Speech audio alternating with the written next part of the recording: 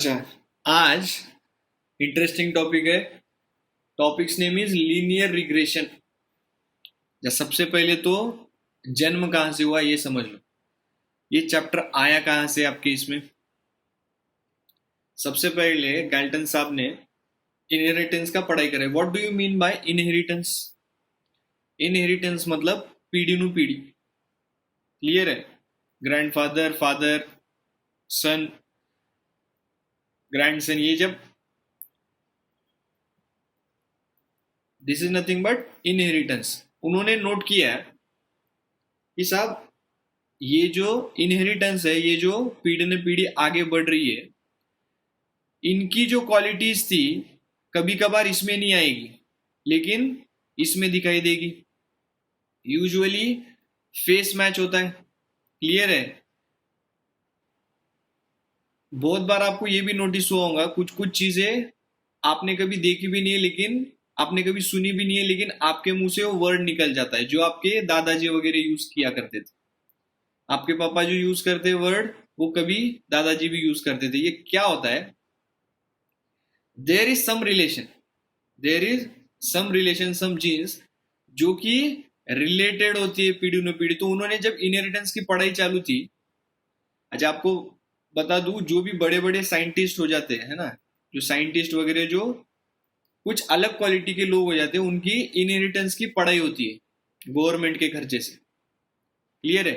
तो उन्होंने ये कहाँ पे कौन से कंट्री में पता नहीं, लेकिन कहीं ना कहीं पे उनके इनहेरिटेंस की पढ़ाई चालू थी। उन्होंने नोट किया कि काफी सारी चीजें जो ग्रैंडफादर में थी वो सन में नोट हो रही है, वही चीज ग्रैंडसन में भी नोट हो रही है। This is nothing but relation between any two factors.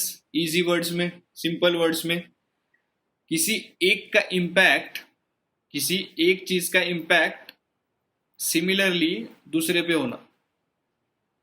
Clear है? फॉर एग्जाम्पल अगर कॉमर्स के टर्म्स में, ये तो मैंने आपको बोला कि इसका जन्म कहाँ पे हुआ है, लीनियर रिग्रेशन की स्टडी कहाँ पे स्टार्ट हुई। लेटर ऑन ये आपको कॉमर्स में क्यों दिया ये सब्जेक्ट, ये टॉपिक।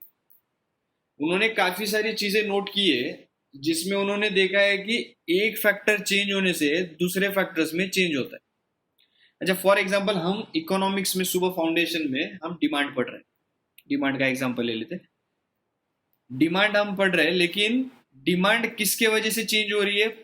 प्राइस के वजह से। क्लियर है? अगर अच्छा ये सिंगल रिग्रेशन हो गया। अगर सिंगल चीज के वजह से किसी में फर्क पड़ रहा है, वो आपका सिंगल रिग्रेशन हो गया। सिंगल, एक चीज के वजह से किसी दूसरे में इंपैक्ट होना, this is nothing but single regression. लेकिन आपने डिमांड में पढ़ा है, demand is not only affected by price but also affected by क्या क्या रह सकता है? इनकम होती है, उसके बाद टेस्ट प्रेफरेंसेस है, प्राइस तो है ही है।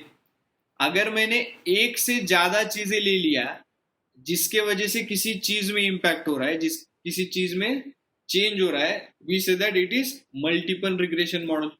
ये मल्टीपल रिग्रेशन वाला केस है।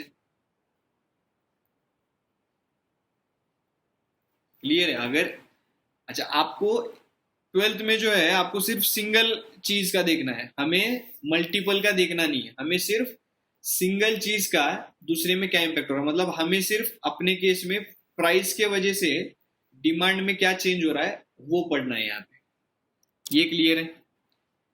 अच्छा आपको चैप्टर चैप्टर में क्वेश्चंस किस हिसाब से रहेंगे वो समझ लो। फॉर एग्जाम्पल यहाँ पे अपने क्लास में majority of them are from Raja Narayan.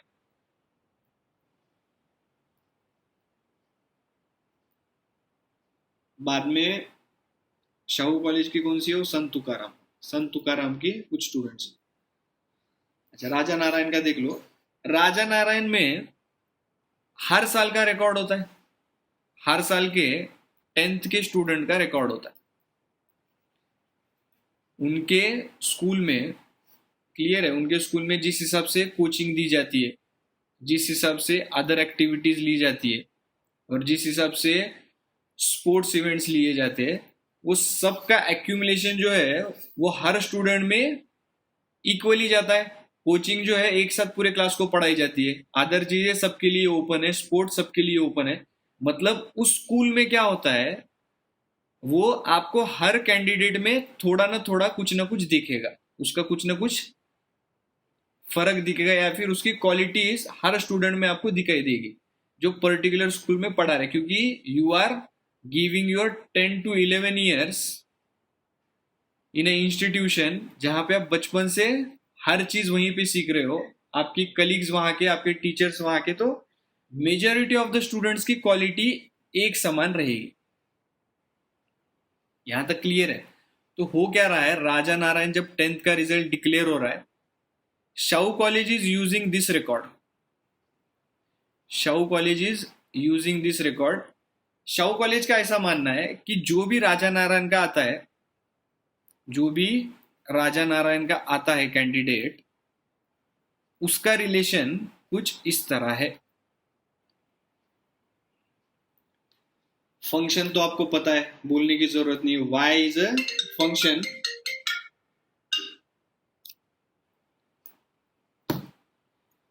y is a function,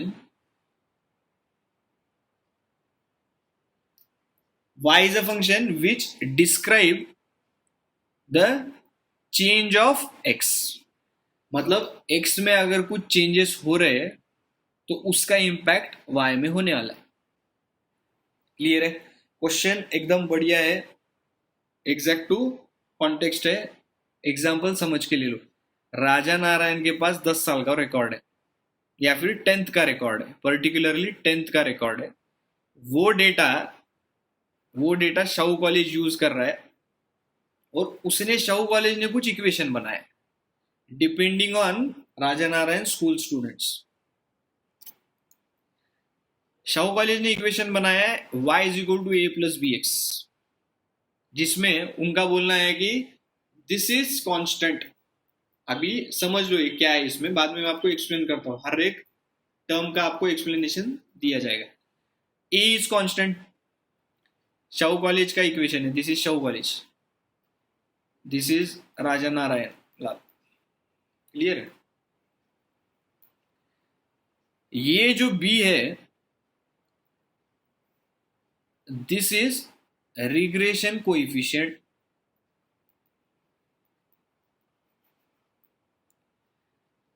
regression मतलब हमने क्या देखा, इसके क्वालिटीज जो है वो इसमें दिखाई देंगे। क्लियर है? ग्रैंडफादर की कुछ क्वालिटीज ग्रैंडसन में दिखाई देंगे। उन दोनों के बीच में कुछ ना कुछ, जरूरी नहीं है एग्जैक्टली सेम रहे, सेम रहना पॉसिबल नहीं है। ग्रैंडसन और ग्रैंड डॉटर या ग्रैंडसन ये सेम नहीं रह सकते, उनमें कुछ सिमिलैरिटीज रहेगी, उसका ही इक्वेशन है। अपने एग्जांपल में ये शाहू कॉलेज y है, x राजा नारायण है, a is constant and b is something that Shahu College has invented by using previous 10 years record। Shahu college साहब पिछले 10 साल के रिकॉर्ड ले लिया है राजा नारायण के, उस हिसाब से एक इक्वेशन बना के रख दिया है। अच्छा, ये इक्वेशन किस चीज का है आप समझ लो। राजन x represents percentage in 10th class. x क्या रिप्रेजेंट कर रहा है? Marks of Raja Narayan students in 10th class. y represents marks in 12th of HSC board के आपके परसेंट है, मतलब y। शाहू कॉलेज में जब जा रहे हो, 12th पास आउट कर रहे हो, दिस इज 12% और ये 10th%। शाहू कॉलेज बोलता है अगर हम first list, second list, third list निकाल रहे, we are selecting candidate based on their percentage, मतलब मिनिमम उनको 60% तो आना ही आना है। अगर हम जो क्लास सेलेक्ट कर रहे हैं राजा नारायण का, उसमें हमने ए कंसिडर किया है कि उनको मिनिमम 60% तो मिलने ही वाले, मतलब ये फिक्स है कि 12th में आपको अबव 60% मिलने वाले। आगे बी रिप्रेजेंट करता है रिग्रेशन, रिलेशन बिटवीन बी क्या है? Relation between X and Y, where Y is dependent on X. ये ध्यान से सुन लो मैं क्या लिख रहा हूँ, ये हर जगह आपको लगने वाला है। मैं आपको क्या लिखा? Where Y is dependent on X. आपके 10th के मार्क के ऊपर आपका 12th का रिजल्ट डिपेंड करता है साहब, लेकिन उसके बीच में बी फैक्टर है। B is the relation, B is the regression coefficient. वो परफेक्ट रिलेशन बताता है आपके 10th के हिसाब से आपको 12th में कितने मिलेंगे। वो आपका कहां से आने वाला है? This represent number of hours of study for 2 years।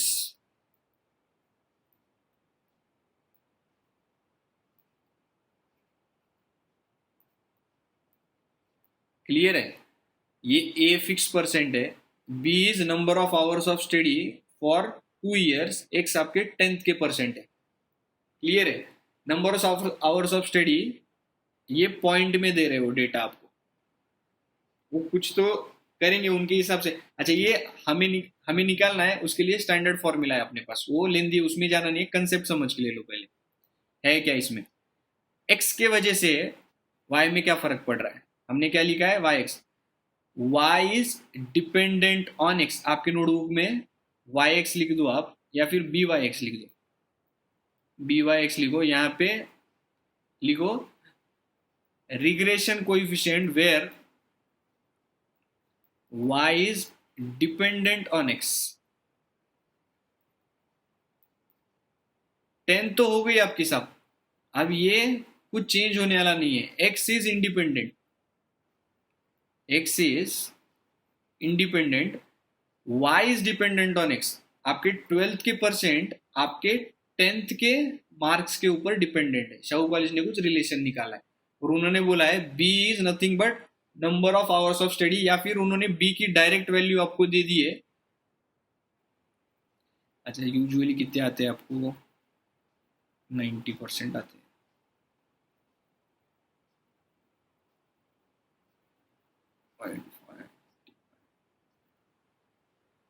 अच्छा, उन्होंने क्या दिया है?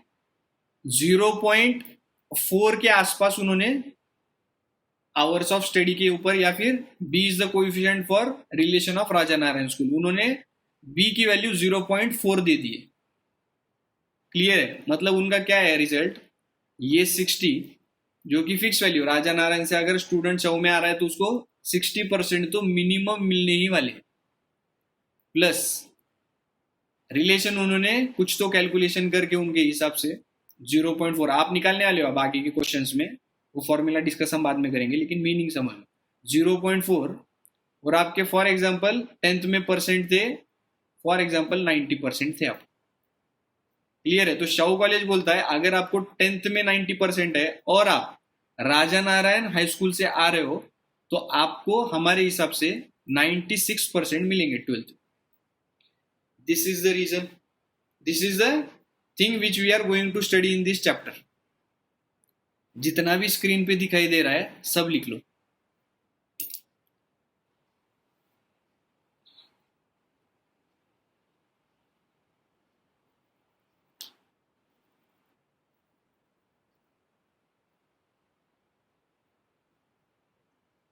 Y represents percentage of student in 12th standard.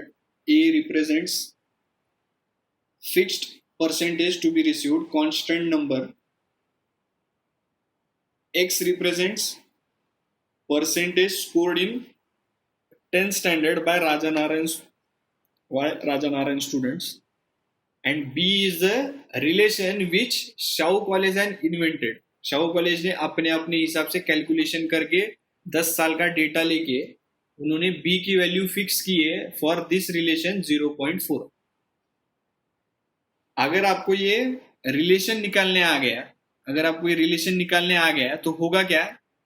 आपको जितने भी 10th में हर स्टूडेंट को अलग अलग मार्क्स है, तो हर स्टूडेंट अपने अपने मार्क्स यहाँ पे पुट कर दो।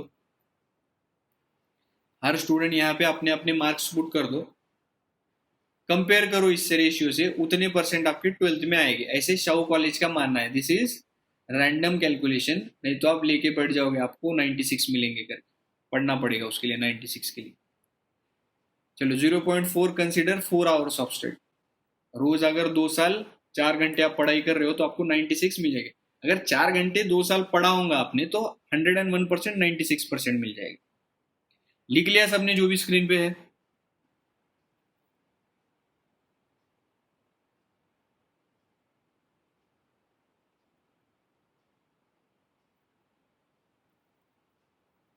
लिख लो फटाफट। हर छोटी चीज जो स्क्रीन पे दिखाई दे रही है आपका एक पूरा पेज लगने दो, पेज पे डिस्क्राइब करके लिख दो एग्जाम्पल।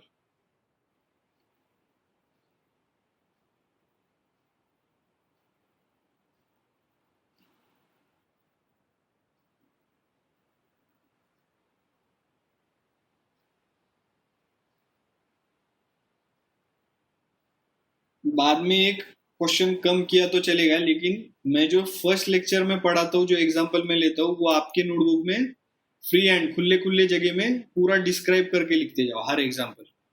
आप जब रिवाइज करोगे चैप्टर आपको इजी जाएगा चैप्टर।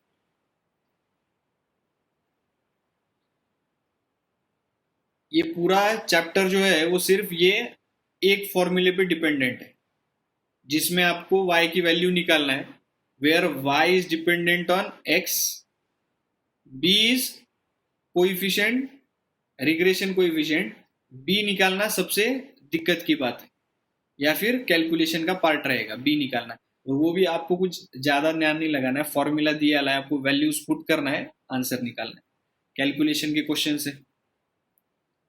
लेकिन ये b क्या है, बी वाई एक्स क्यों लिखा जाता है, ये इंपॉर्टेंट है। बी वाई एक्स ही क्यों लिखना है, यहाँ पे एरो करके लिख लो। यहाँ पे लिखा है आपने, यहाँ पे मार्क करके लिख लो ऐसे। Here y is dependent on x, here y is dependent on x, मतलब x इंडिपेंडेंट है साहब। यहाँ पे x में कुछ भी चेंज हुआ तो वो y में इंपैक्ट होगा। x के लिए कोई रिस्ट्रिक्शंस नहीं है, x की वैल्यू कुछ भी रह सकती है। अगर आपको 10th में 40% मिले तो वो हिसाब से आपको 12th में परसेंट मिलेगी। क्लियर है? x is independent, y is dependent. लिख लिया सबने? यशराज हाँ सर। हो गया क्वेश्चन? अच्छा मुझे बताओ, अगर यहाँ पे ऐसे रहता था आप क्या बोलते थे?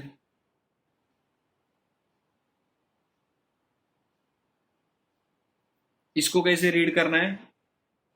Regression coefficient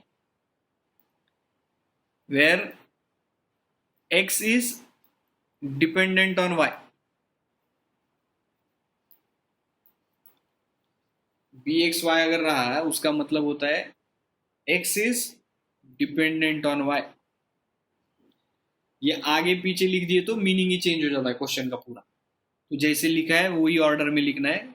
it represents x is dependent on y।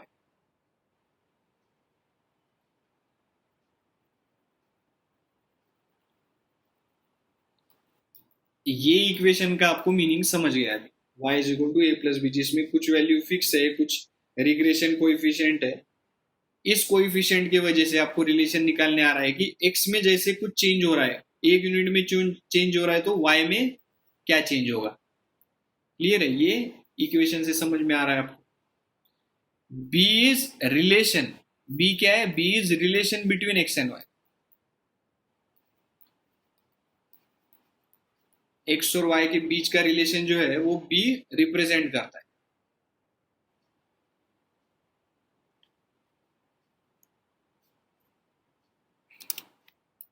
Next 5 minute आपको समझ में आया तो बहुत अच्छा है, नहीं भी आया तो लोड लेना नहीं है, इसका इम्पैक्ट कोई भी क्वेश्चन में होने वाला नहीं है। मैं आपको सिर्फ बता रहा हूं कि b की वैल्यू कैसे लाने वाली हो। क्लियर है? समझ लो अभी। फॉर एग्जाम्पल अभी आप 12th की पढ़ाई कर रहे हो। क्लियर है? You are expecting something, you are, here is list of students, here is list of students, here they have predicted something, expected something। अच्छा ये बात समझ लो, रिग्रेशन एनालिसिस में वही चीजों का कंपैरिजन होगा that are related to each other. Clear है? अंबानी का कंपैरिजन कोई बुक के साथ नहीं होगा। जो चीज जिसके साथ रिलेटेड आएगी, कंपैरिजन कर सकोगे आप, उसी चीज की पढ़ाई रहेगी अपने ये चैप्टर में। इररिलेवेंट जो दो चीजें हैं, इफ दे आर इररिलेवेंट तो उसकी स्टडी यहाँ पे नहीं आएगी। क्लियर है?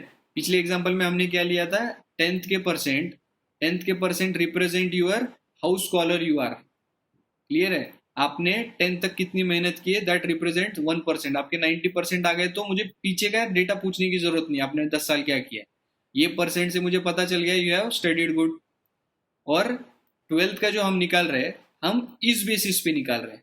देयर इज रिलेशन, दोनों भी पढ़ाई के रिलेटेड है, सो दे आर रिलेटेड। जो भी चीज ये चैप्टर में कंपेयर करना है आपको, that should be related things, most important.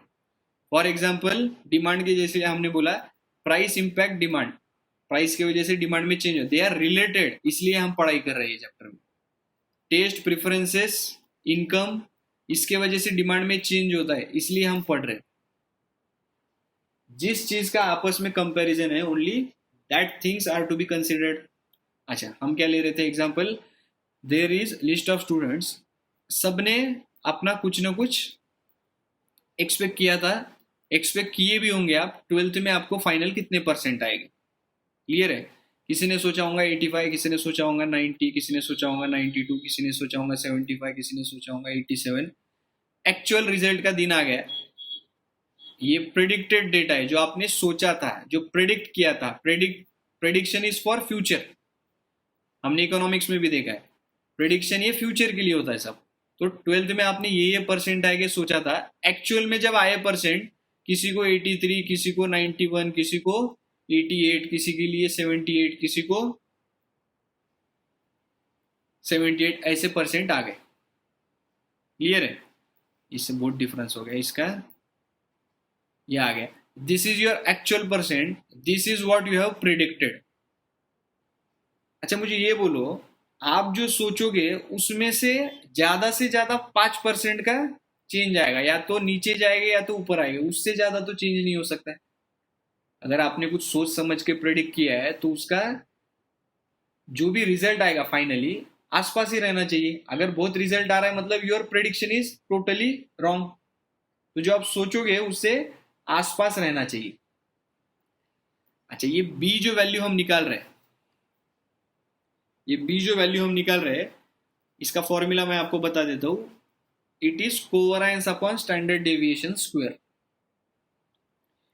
इसका ये है। अच्छा, सबसे पहले तो मुझे ये बताओ, इसका डिफरेंस परसेंटेज में अगर लिया जाए तो 0.02, 0.01, 0.04, 0.03, 0.01, ये इतना चेंज आ रहा है। क्लियर है? This is nothing but your error part. आपने जो सोचा था, आपको जो मिला है, इतने का डिफरेंस आ रहा है परसेंटेज में। Percentage is written in point, तो ये आपका एरर आ गया। अगर मैंने इसका स्क्वायर कर दिया तो वैल्यू क्या हो जाएगी, और कम आ जाएगी। अच्छा, एक्चुअली चलो आपको ग्राफ के थ्रू बता दो, हमें लगने वाला कहीं पे भी नहीं है, मैं आपको सिर्फ बता रहा हूँ कि इसकी वैल्यू क्यों आ रही हो, ये स्क्वायर जो ले रहे हो क्यों ले रहे। अच्छा, आपने 85, 90, 92 इस हिसाब से आपने सोचा था।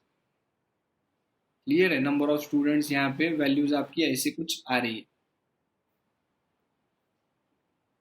क्लियर है? और आपका एक्चुअल जो डेटा है वो यहाँ पे कुछ होगा, आजू बाजू ऊपर नीचे। तो उनका क्या बोलना है, ये टेंटेटिवली एक स्ट्रेट लाइन अगर ड्रॉ कर दिया बीच में से कहीं पे भी, तो ये जो डिफरेंस है, ये डिस्टेंस जो है वो काफी कम रहेगा। क्लियर है? टेंटेटिवली सेम रहेगा। अच्छा, ये जो फर्स्ट एग्जांपल हमने देखा था, शाहू कॉलेज 12th के परसेंट प्रिडिक्ट कर रहा है फ्रॉम योर 10th डेटा, ये क्या कर रहा है, ये प्रिडिक्शन ही कर रहा है ना, ये क्या एक्चुअल परसेंट थोड़ी है। ये 0.4 जो रिलेशन निकला है, ये क्या एक्यूरेट आएगा क्या फ्यूचर में? नहीं आएगा फ्यूचर में करेक्ट। उनका सिर्फ प्रेडिक्शन है साहब, कि शाहू कॉलेज का बोलना है अगर ये फॉर्मूले में डाल के अगर हम वैल्यूज निकाल दिए तो आपका फाइनल आंसर जो है हम जो सोचे थे, हमने जो प्रेडिक्ट किया था उसके आसपास ही आना चाहिए। क्लियर है? हमने जो सोचा था उसके आसपास ही आना चाहिए। इस हिसाब से उन्होंने बी की वैल्यू डिफाइन की थी। तो ये बी की वैल्यू जो निकाल रहे हो, they are doing by covariance divide by sigma square. अच्छा, सिग्मा स्क्वायर क्या हो रहा है? अगर इसका स्क्वायर कर दिए तो और एक्यूरेसी बढ़ गई आपकी, और एक्यूरेसी बढ़ गई, और छोटा हो जाएगा नंबर। तो उनका ये बोलना है हम जितना स्क्वेयरिंग के इसमें जाएंगे उतना एक्यूरेसी रिजल्ट का आपका बढ़ते जाएगा। इसलिए उन्होंने यूज किया है the term sum of the least square. जो भी आपका आ रहा है उसका स्क्वायर करके हम कंपेयर करेंगे, फॉर्मूला निकालेंगे बी का, सच दैट आपका जो प्रेडिक्शन है वो एक्चुअल के साथ काफी मिला जुला हो। आप जो प्रेडिक्ट कर रहे हो और जो एक्चुअल रिजल्ट आ रहा है वो आसपास आए। अच्छा, इसका यूज कहां पे? अब हम in short we are predicting future, we are predicting future by using past. Past का डेटा एक्यूमुलेट करके, क्लियर है, एक साथ ले रहे हैं हम। Data has its own important, data is of most priority in business industry. अगर आपको एग्जैक्ट डेटा जो चाहिए वो मिल गया तो you can boom in any industry, आप काफी पैसा कमा सकते हो। तो इनका क्या बोलना है ये चैप्टर में, रिग्रेशन एनालिसिस में, we will predict the future, we will predict the future by using your past data, and this relation will be related in terms of b. This is your regression coefficient. Concept समझ में आ रहा है आपको? ये chapter में क्या देखना है हमें? चलो अभी एक्चुअली चैप्टर में कौन से टाइप के क्वेश्चन आएंगे वो सुन लो। आपको क्वेश्चन आएगा amount of expenditure done, amount of expenditure done, what will be your change in sales? अगर आप 1000 रुपए की एडवर्टाइजमेंट कर रहे हो, आपका सेल 1 लाख से बढ़ रहा है। आप अगर 2000 की एडवर्टाइजमेंट कर रहे हो, आपका सेल 1,89,000 से बढ़ रहा है। अगर आप 3000 की कर रहे हो, टेंटेटिवली आपका कुछ 2,98,000 से सेल बढ़ रहा है। ये क्या कर रहे हैं? They are using your past year data, they are taking n number of values of x and y, जिसके वजह से वो b निकालेंगे। b क्या है? It is relation between your y and x, your sales and advertisement. हम क्या करने वाले चैप्टर में, हम b निकालेंगे, which will represent the relation between the sales and advertisement done। होगा क्या? आपको कोई कॉम्पिटिटर या फिर आपने किसी की कंपनी हायर कर ली, या फिर आपने उसको खरीद लिया किसी छोटे कंपनी को। क्लियर है? आपके पास डेटा है, आप निकाल सकते हो हम कितना एक्सपेंडिचर करना चाहिए to increase our sales to satisfy the increase production. Line समझ गए मैंने क्या बोला है? अगर आपने कोई सब्सिडरी ली है, आपने सेम टाइप की कंपनी खरीद ली है आपके अंडर में, आपको ये पता चल जाएगा कि अगर वो छोटे कंपनी की जो आपने खरीद ली उसकी 10,000 यूनिट बनाने की कैपेसिटी। क्लियर है? आपको ये पता चल जाएगा कि मुझे एक्सपेंडिचर ऑन एडवर्टाइजमेंट कितना करना चाहिए, such that sales for 10,000 will rise, demand for 10,000 units will rise. अब उतना ही खर्चा करोगे जिसमें आप 10,000 यूनिट्स बेच सको। Are you getting? ईशान, समझ में आ रहा है क्या जो भी चल रहा है आज? समझ में आ रहा है ना?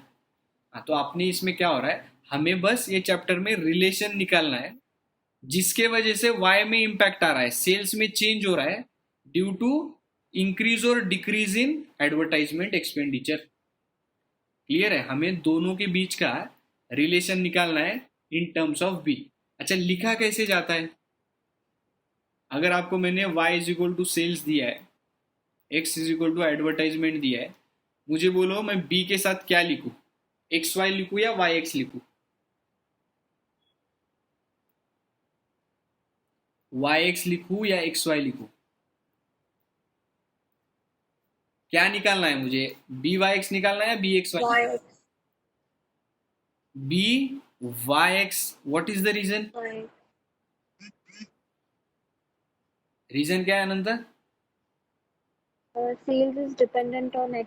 परफेक्ट। यहाँ पे आपका sale is dependent on advertisement expenditure, तो आपको निकालना क्या है? B Y X, here Y is dependent on X. अच्छा, इसी क्वेश्चन में अगर आपको दिया जाए X is sales, Y is advertisement expenditure, क्या हो जाएगा? बी का रिलेशन क्या आएगा? BXY. B X Y. आपका सेल्स उन्होंने एक्स दिया है, sales is dependent on advertisement, therefore write B X Y. समझ में आ रहा है? अच्छा, आप क्या करो, आप मीनिंग आपको समझ गया है, कहाँ से रिग्रेशन, कहाँ से स्टडी स्टार्ट हुई वो समझ गया आपको। अब क्या करो, फॉर्मूलेज लिख के ले लो जो मैं दे रहा हूँ। This is 100% formula oriented. Formula perfectly use करो, आपको आंसर मिलते जाएंगे। लेकिन इस चैप्टर में सबसे ज्यादा मार्क क्यों जाते हैं लोगों के, उनको यही नहीं समझता है कि आपको बी एक्स वाई निकालना है या बी वाई एक्स, और आपको जो डेटा दिया है वो उसके लिए ये परफेक्ट पता चाहिए आपको कि आपको बी वाई एक्स निकालना है बी एक्स वाई। अगर ये नहीं समझा तो आपका 100% फॉर्मूला सेलेक्ट करने का गलत हो जाएगा, क्योंकि एक के लिए 3 3 फॉर्मूले। क्लियर है? अगर यही चीज गलत हो गई, आपकी समझ में नहीं आया आपको कौन किसके ऊपर डिपेंडेंट है, तो आपका फॉर्मूला लेने का गलत हो जाएगा। कैलकुलेशन किसी का गलत नहीं होता है, but choosing of formula will be correct. अच्छा, लिख के ले लो। अभी अभी आप क्या करो, लिख के ले लो formulas. Standard formula for B Y X रहो या बी एक्स वाई रहो, स्टैंडर्ड फॉर्मूला लिख के ले लो। B is equal to covariance of X comma Y divide by sigma square divided by sigma square. Usually याद रखो, यूजुअली याद रखो, नेक्स्ट टर्म जो रहती है ना, यहाँ पे ध्यान है क्या सबका? आदित्य, हाँ सर। यहाँ पे जो हम नेक्स्ट टर्म लिखते हैं ना, जिसके ऊपर डिपेंडेंट है, वो डिनोमिनेटर में आता है 99% केसेस में। क्या सर? अगर हमने बी वाई एक्स लिखा है तो आपका फॉर्मूला जो है सिग्मा एक्स स्क्वायर आएगा। एक्स जिसके ऊपर डिपेंडेंट रहता है वो डिनोमिनेटर में आता है, डिनोमिनेटर। हाँ सर। क्लियर है? लिख के ले लो बी वाई एक्स का formula. B Y X is equal to covariance X Y upon sigma X square.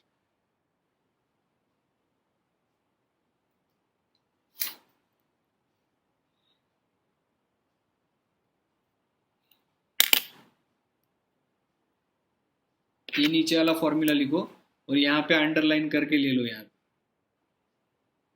यहाँ पे एक्स है तो यहाँ पे एक्स आएगा इन डिनोमिनेटर, याद रहेगा। इन मेजॉरिटी फॉर्मूले, जो भी आपको फॉर्मूले ये चैप्टर में आएंगे उसमें ऐसा ही रहेगा। जो नेक्स्ट टर्म लिखते हैं हम, जिसके ऊपर डिपेंडेंट है, वो डिनोमिनेटर में आता है। हो गया सबका लिख के?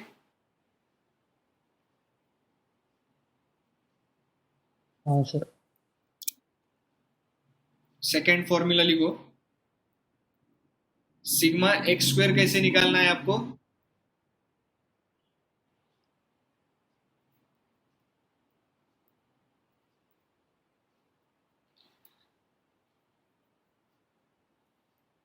यहाँ पे अगर हमने आई कंसिडर कर लिया तो आई की value will be 1 to n। अच्छा, मुझे ये बताओ एक्स बार क्या है इसमें?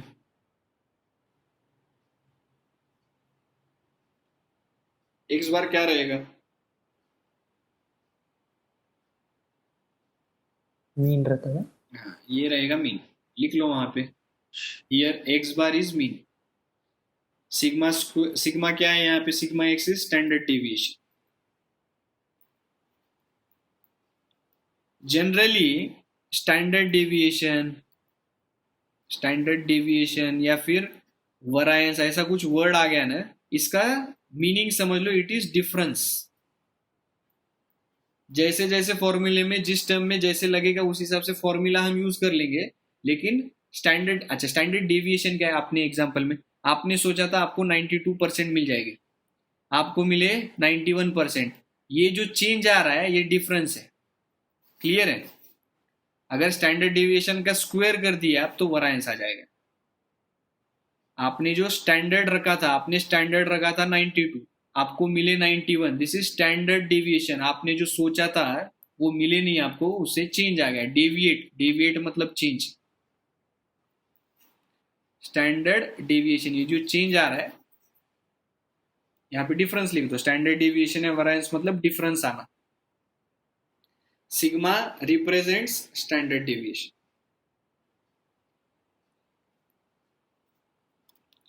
फॉर्मूला लिख लिया आपने सबने? अच्छा, आपने ये फॉर्मूला कहां पे देखा था? स्लोप की इसमें देखा था क्या? ये कहीं पे देखा है क्या आपने फॉर्मूला? तो ये जो b है, जो हमारा रिग्रेशन कोएफिशिएंट है, this is nothing but slope. ये स्लोप ही है। ये एक फॉर्मूला लिख लो, y minus Y bar is equal to B into X minus X bar. अच्छा, इसमें बी वाई एक्स आएगा क्या, बी एक्स वाई आएगा? थोड़ा सोच के बताओ।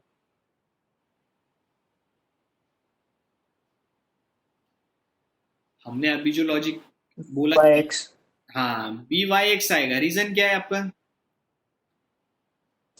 क्योंकि वाई एक्स के ऊपर डिपेंडेंट है। वाई एक्स के ऊपर डिपेंडेंट है। यहाँ पे ये फॉर्मूले में वाई एक्स क्यों आएगा? ये डिनोमिनेटर में चले जाता है अगर इसको इधर शिफ्ट कर दिए तो। मैंने आपको क्या बोला था, जो सेकेंड टर्म रहता है वो डिनोमिनेटर में एक्स के टर्म में आता है 99% केसेस। क्लियर है? हाँ सर। हाँ, इसलिए इस लॉजिक से आप बता सकते हैं कि डिनोमिनेटर में एक्स माइनस एक्स वाई आएगा, तो यहाँ पे बी वाई एक्स आएगा।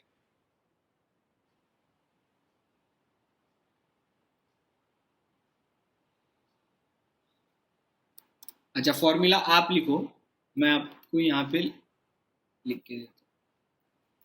कंप्लीट आपको करना है प्रॉपर वे में।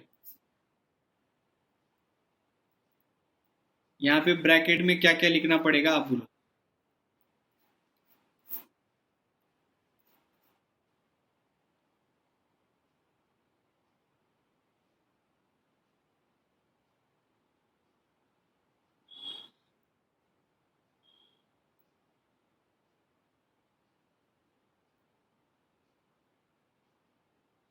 एनीवन?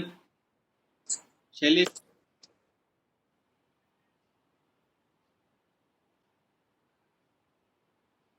covariance of xy, हाँ, variance x, परफेक्ट। नीचे? नीचे yx, नीचे वाई, ओके हाँ। y, ऊपर एक्स वाई लिख के ले लो। कोवरायंस का फॉर्मूला लिख लो। को मतलब क्या है? दोनों के बीच में। वरायंस मतलब डिफरेंस। तो कोवरायंस का फॉर्मूला लिख लो आप, X minus X bar Y minus Y bar divide by N रहेगा, डिवाइड बाय एन रहेगा। कोवरायंस का फॉर्मूला आ गया। वरायंस के लिए क्या है फॉर्मूला? वरायंस मतलब डिफरेंस का स्क्वायर, स्टैंडर्ड डेविएशन का स्क्वायर। इसके लिए सिग्मा स्क्वायर लिख दो, या फिर summation of X minus X bar का स्क्वायर डिवाइड बाय एन लिख लो।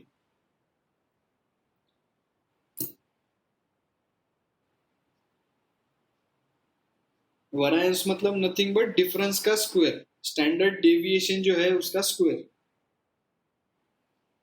यहाँ पे डेविएशन ही निकाला उन्होंने, actual value minus average value, mean value, इन दोनों का डिफरेंस निकाला है और उसको स्क्वायर दे दिया है। स्क्वायर क्यों दिया है? क्योंकि यहाँ पे वरायंस है।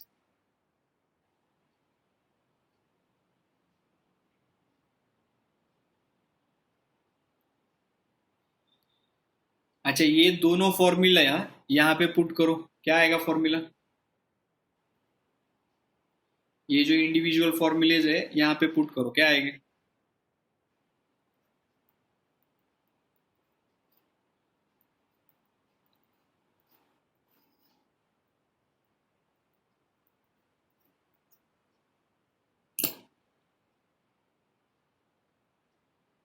एन एन कैंसिल हो गया वहां पे, एन एन कैंसिल होने के बाद हमारा ये फॉर्मूला बन रहा है।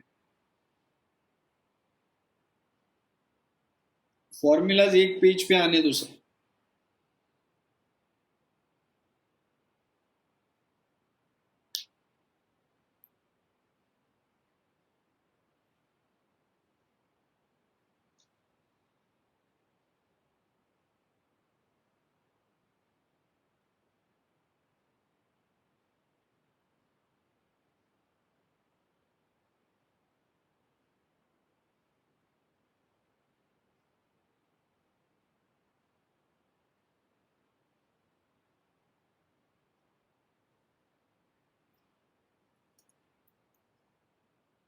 लिख लिया सबने?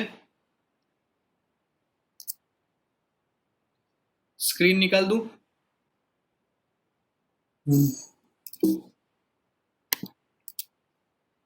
अच्छा, बी वाई एक्स के लिए और एक फॉर्मूला लिख लो, जो ऊपर हमने लिखा है कोवरेंस अपन वरायंस, उसी को सॉल्व करने के बाद आपको और एक फॉर्मूला आएगा, ये फॉर्मूला लिख दो यहाँ पे।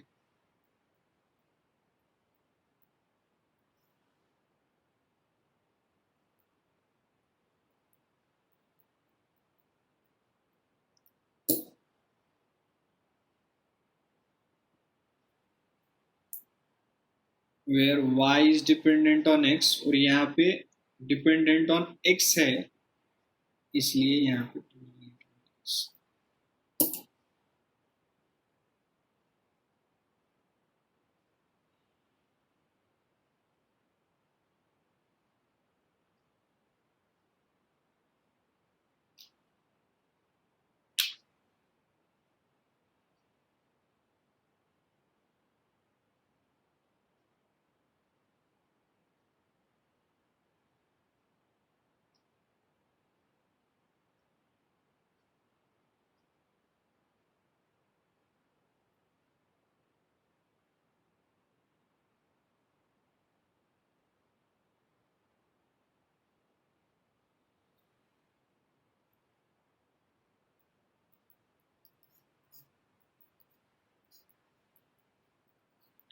यहाँ b के लिए क्या लिखूं?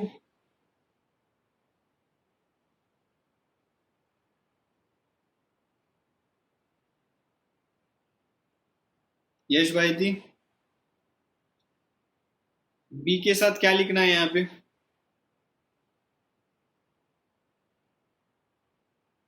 अनंता? BXY. Perfect, b X Y लिखना पड़ेगा क्योंकि ये y नीचे चले जाएगा, where x is dependent on y। ये चैप्टर में अगर आपको क्लिक हो गया कहाँ पे बी एक्स वाई लिखना है, कहाँ पे बी वाई एक्स लिखना है, तो बस आपको ये चैप्टर इजी वे में खत्म हो जाएगा। ये मीनिंग नहीं पता रहने के कारण फिर गलत होते हैं काफी टाइम, मीनिंग समझ के ले लो पहले। ये लेक्चर मैं अपलोड करने वाला हूँ, तो अगर नहीं भी समझा होगा तो बाद में देख लेना यूट्यूब।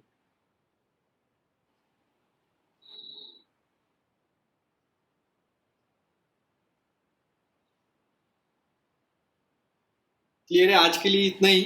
फॉर्मूलेज जितने भी आपको टेक्स्ट बुक में मिलते होंगे, अपने नोट्स में मिलते होंगे, एक जगह पे लिख के ले लो। We will start with exercise 3.1 tomorrow. और अपने नोट्स में जो थ्योरी दिया लिए, पढ़ना है तो पढ़ भी सकते हैं आप। क्वेश्चंस कल स्टार्ट करेंगे हम। कल है क्या सर? कल क्या है? आज नहीं, कल नहीं, संडे नहीं, मंडे को मिलेंगे। फिर इकोनॉमिक्स? इकोनॉमिक्स भी नहीं, मंडे के दिन। ठीक है।